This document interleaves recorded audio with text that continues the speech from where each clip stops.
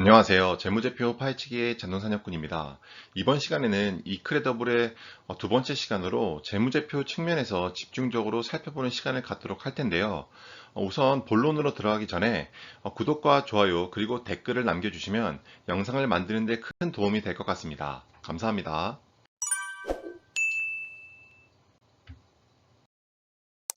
파트 2, 재무제표 분석인데요. 우리 재무제표에서는 크게 재무상태표, 손익계산서, 그리고 현금 흐름표를 기준으로 살펴볼 예정입니다. 우선 재무상태표를 보고 증감 내역을 확인해 보기 위해서 연도별 증감을 한번 가져와 봤는데요. 2016년도에는 부채가 72억 원이었고 2020년도에는 96억 원으로 증가한 것을 알 수 있어요. 그 다음에 2016년도에 자본은 375억 원이고 2020년도에는 579억 원으로 조금 상승한 것을 알 수가 있고 그 다음에 자산의 측면에서는 446억 원이었던 게 675억 원으로 상승한 것을 알 수가 있습니다. 이것을 연간 상승률인 K거로 본다면 자본은 9%가 늘어났고 부채는 6%, 그 다음에 자산 기준에서는 9% 상승을 했다는 것을 알 수가 있습니다. 여기서 한 가지 다행인 것은 부채 상승률보다는 자본의 상승률이 조금 더 컸다는 점은 이 회사의 재무 건전성은 그래도 양호한 편이라고 볼 수가 있겠습니다. 우리가 찾고 투자하려는 회사는 A사분면과 B사분면에 속한 회사라는 점을 누차 말씀드렸는데요. 우선 A사분면은 회사 유보금이 많고 돈을 잘 버는 기업, 삼성전자와 같은 기업일 것 같고요. 그 다음에 회사 유보금은 적지만 돈을 잘 버는 기업, 이 둘 중에 하나인 기업, 속하는 기업을 꼭 찾아야 합니다. C와 D에 속한 기업들은 사양산업에 들어간 기업이라고 볼 수가 있고, 이런 C와 D에 속한 기업들은 반드시 피해야 하는데요. 우리가 이 크레더블이라는 회사가 실제 느 사분면에 속하는지 A, B, C, D 중에 어디에 속하는지를 알아야 되는데 그렇게 알기 위해서는 이 자산과 부채 그리고 이 자본이라는 항목을 영업 성격과 비영업 성격으로 나눠보는 작업을 해보는 것이 중요합니다. 왜냐하면 실제 이 회사가 얼마만큼의 돈, 즉 영업 성격을 가진 돈으로 얼마만큼의 이익을 창출하는지를 알 수 있기 때문인데요. 이렇게 자산과 부채 그리고 순자산을 영업 성격과 비영업 성격으로 나누기 위해서는 각각에 속한 자산을 다 발라내서 계산을 해보면 되는데 계산을 해보면 다음과 같습니다. 영업 성격에 들어가는 순 자산은 25억 정도밖에 안 되고 비영업 성격으로 갖고 있는 순 자산은 554억 정도가 됩니다. 그렇다면 이 25억이라는 영업 성격의 자산으로 실제 당기 순이익, 2020년 당기 순이익을 얼마를 냈는지를 살펴본다면 131억 원의 당기 순이익을 발생시킨 것을 알 수 있어요. ROE로 보면은 524%인데요. 정말 놀랄만한 수치인 것을 알 수가 있습니다. 그래서 이 크레더블이 속한 사분면은 A 사분면에서도 끝에 속했다고 볼 수가 있을 것 같아요. 실제 비영업 성격의 자산도 많고 벌어들이는 수준도 굉장히 높다라고 볼 수 있기 때문입니다. 제품과 서비스를 만들려면 생산 시설이 있어야 되는데요. 우선 이 회사, 즉 이 크레더블이라는 회사의 유형 자산이 적을 것이라고 예상할 수 있는 이유는 이 회사가 서비스를 제공하는 회사이고 생산 시설은 필요 없기 때문인데요. 보시는 바와 같이 2016년도에는 9%, 2019년도에는 좀 소폭 상승해서 10%까지 갔다가 특이하게도 2020년도에는 5%로 내려갔다는 점을 알 수가 있어요. 근데 그 반면에 무형자산은 4%에서 3%대를 유지하다가 2020년도에는 7%로 급격하게 뛰었는데요. 이렇게 2019년도에서 2020년도 사이에 유형자산과 무형자산이 크로스 형태를 띈 이유는 다음과 같습니다. 보시는 바와 같이 제가 이 자료를 가져와 봤는데 주석에 있는 자료를 보면은 건설 중인 자산의 금액이 무형자산으로 계정 대체되었다는 점을 알 수가 있습니다. 무형자산으로 계정 대체가 되었기 때문에 유형자산에 있던 일부 금액이 무형자산으로 가고 무형자산의 금액이 늘어났다는 점을 알 수가 있는데요. 그래서 이렇게 크로스 형태가 발생한 것을 알 수가 있습니다. 다음으로 재고자산의 증감 여부인데요. 재고자산 또한 이 회사가 서비스를 제공하는 기업이기 때문에 창고에 재고가 있을 리가 없죠. 그렇기 때문에 재고 자산의 비중도 0이라고 보시면 될 것 같아요. 매출에서 외상 비중이 얼마만큼 되는지는 중요한데요. 이 회사가 얼마만큼 현금을 빠르게 가져갈 수 있는지를 알 수 있는 지표이기 때문입니다. 그래서 이 비율을 보면은 2016년도에는 10%, 그리고 2019년도에는 12%까지 올라갔다가 2020년도에는 7.7%로 많이 내려간 것을 알 수 있습니다. 다행히 2020년도에 대부분의 기업들은 이 매출 채권 비중이 올라가는 형상을 띄었는데, 이와는 반대로 7.7%로 매출 채권 비중이 떨어졌다는 것은 아주 좋은 신호라고 볼 수 있겠습니다. 다음은 본업에서 비용을 빼고 실제 남는 돈이 얼마 있는지를 알 수 있는 영업이익을 살펴보겠는데요. 보시는 것처럼 2016년도에는 38.5%로 영업이익률 자체가 굉장히 높은 것을 알 수가 있습니다. 2018년도, 2019년도에는 40%를 넘어서 이 회사의 영업이익률이 저세상 영업이익률이라고 표현될 만큼 엄청난 영업이익률을 달성하는 것을 알 수가 있어요. 근데 2020년도에는 그거보다 소폭 하락한 39.3%의 영업이익률을 냈는데, 절대적인 값으로만 봐도 저희가 여태까지 분석한 기업들 중에서 이렇게 높은 영업이익률을 가지고 간 기업은 없었던 걸로 기억하는데요. 그만큼 이 회사의 영업을 통해서 벌어들이는 이익이 굉장히 높다고 볼 수가 있겠습니다. 다음으로 2016년부터 2020년도까지 이 이크레더블의 손익계산서 항목별 증감률을 한번 살펴보겠는데요. 우선 수익, 즉 매출액에서 판매비와 관리비인 판관비를 빼면은 영업이익이 나온다는 것을 알 수가 있어요. 거기서 영업 외 수익을 더하고 빼면은 단기 손익이 나온다는 것을 알 수가 있습니다. 근데 저희가 아까 앞서 첫 번째 영상에서 살펴봤듯이 이 판매비와 관리비에 들어가는 이 회사원들의 비용, 급여가 약 60% 이상을 차지하기 때문에 이 회사의 고정비 비중이 굉장히 크고, 그렇기 때문에 매출액이 상승하는 비중이 크다면 이 회사의 영업 레버리지 효과가 발생한다고 말씀드렸죠. 매출액을 보시죠. 6.4%씩 상승을 했는데 판매비와 관리비는 6.1%씩 상승했습니다. 그렇기 때문에 이 차이보다 더 큰 영업이익률을 발생시킨다는 것을 알 수가 있고, 단기 손익 또한 아주 양호한 형태를 띈다는 것을 알 수가 있죠. 그만큼 이 고정비가 큰 회사 같은 경우는 매출액의 상승이 클수록 영업이익의 상승률은 더 크다라는 점을 이 지표를 통해서 확인할 수 있다고 볼 수 있겠습니다. 다음은 이크레더블의 배당 성향 추이를 한번 살펴보겠는데요.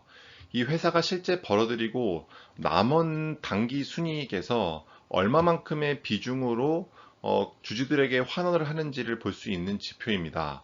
보시는 것처럼 60% 가까운 배당 성향을 보이는데, 다시 말해 이 회사가 돈을 100원을 벌어들인다면 실제 64원에 가까운 돈을 주주들에게 다시 돌려준다고 보시면 될 것 같아요. 즉, 한 35원만 이 회사의 유보금으로 남겨둔다라는 뜻이 되겠죠. 이거 숫자는 잘못된 것 같은데 아마 2010년부터 2019년도까지 이 회사, 즉 이크레더블의 배당 성향을 나타낸 그래프인데, 페이아웃 레이시오가 계속 60%대를 유지하는 것으로 보아 이 회사를 배당주로서 매수하는 것도 가능할 만큼 배당 성향이 꾸준하다는 점을 알 수가 있을 것 같아요.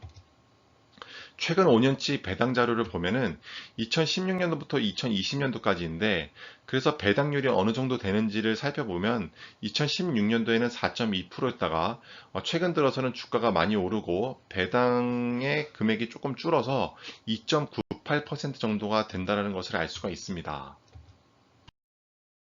우리가 단기 순이익이라고 하는 것은 수익과 비용의 그 대응 원칙 때문에 실제 통장에 들어오는 돈은 영업활동 현금 흐름으로 확인을 해야 되는데요.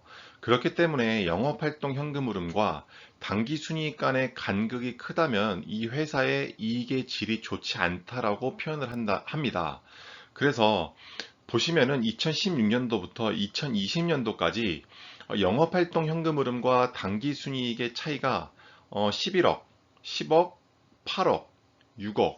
그리고 최근에는 41억으로 소폭 상승했지만 그 차이가 굉장히 작다라는 점을 알 수가 있습니다.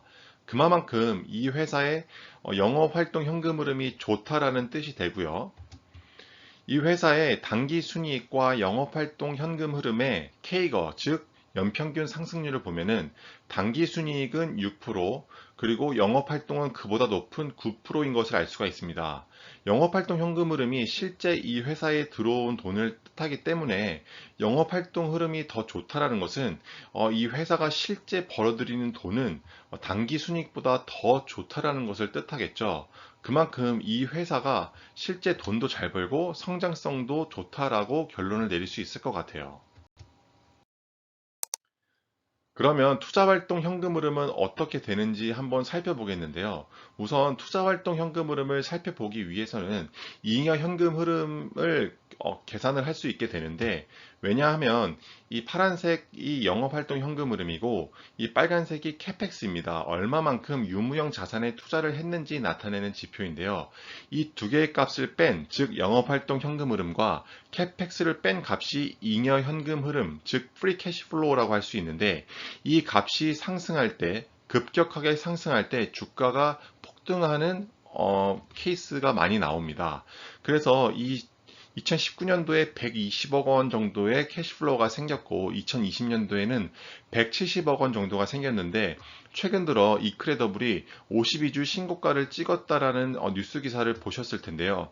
그만큼 이 잉여 현금 흐름이 폭발적으로 상승했기 때문에 주가가 상승했다라고 볼 수 있겠습니다. 재무 상태의 자본 부채의 변동이 생길 때 재무활동 현금 흐름을 살펴보는데요. 보시는 것처럼 2016년도부터 2020년도까지 꾸준히 재무활동 현금 흐름이 마이너스인 것을 알 수 있습니다. 제가 일전에 설명을 드렸을 때 영업활동 현금 흐름은 플러스, 그 다음에 재무활동과 투자활동 현금 흐름은 마이너스가 좋다고 했는데요. 그렇다면 이 재무활동 현금 흐름이 왜 마이너스가 생겼는지를 확인해 봐야 되는데, 그 이유는 배당금 때문입니다. 재무활동 현금 흐름의 대부분이 이 배당으로 나갔기 때문이죠. 이 회사가 앞에서 살펴본 것처럼 배당 성향이 60% 이상이 되기 때문에 돈을 100원을 벌면은 60원 가까운 돈을 주주에게 환원을 하기 때문입니다. 하지만 최근 들어 2020년도에는 그 주주에게 배당하는 그 금액을 조금 줄였기 때문에 이 기말의 현금 및 현금성 자산을 많이 확보한 상태인 것을 알 수가 있습니다. 그래서 전년도 대비 많이 뛴 것을 알 수가 있죠. 파트 3, 기업의 적정 가치 및 결론입니다. 그래서 이 크레더블의 그런 주가 형태를 한번 보겠는데요. 2016년에는 9,490원으로 지금의 가격에 비해서 많이 낮죠. 그리고 최근에 2021년도, 즉 2020년도 말에 한 26,000원대까지로 오른 것을 알 수가 있습니다. 현재는 약 22,250원 정도에서 왔다 갔다 하고 있고요. 그렇다면 이 회사의 주가가 실제 코스닥의 대표 지수, 코스닥 지수와 혹은 코스피 지수와 비교했을 때 상승률이 어느 정도인지 이 5년간의 비교를 한번 해본다면 다음과 같은데요. 2016년부터 2020년 말까지 이 이크레더블과 코스닥 지수 그리고 코스피 지수의 K거 기준 연간 상승률을 보면은 이크레더블은 19%, 코스닥은 7%, 코스피는 10%인 것을 알 수가 있습니다. 다시 말해 이크레더블이라는 주식을 5년 동안 갖고 있었다면은 코스닥 그리고 코스피라는 시장 지수보다 월등히 높은 수익률을 가져왔다는 것을 알 수가 있고, 여기에 코스닥과 코스피보다 높은 배당금을 포함하지 않았다는 점을 감안한다면 이 크레더블의 이러한 이 성장성과 이 배당 성향은 굉장히 좋은 편이라고 볼 수가 있을 것 같아요. 기업의 적정 주가를 한번 S림으로 계산을 해본다면 현재 주가가 22,250원 정도에 형성되어 있고, ROE는 2016년부터 2020년도까지 평균을 내보니 26.7일인데요. 그 정도로 계산해 보면 한 15,958원이 적정가인 것을 알 수가 있습니다.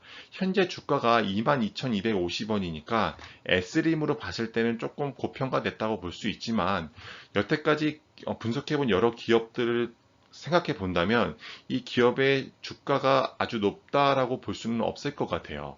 만약에 ROE가 30%까지 올라간다면 적정 주가가 17,900원까지 갈 수 있다라고 S림 계산식에서는 말하고 있습니다.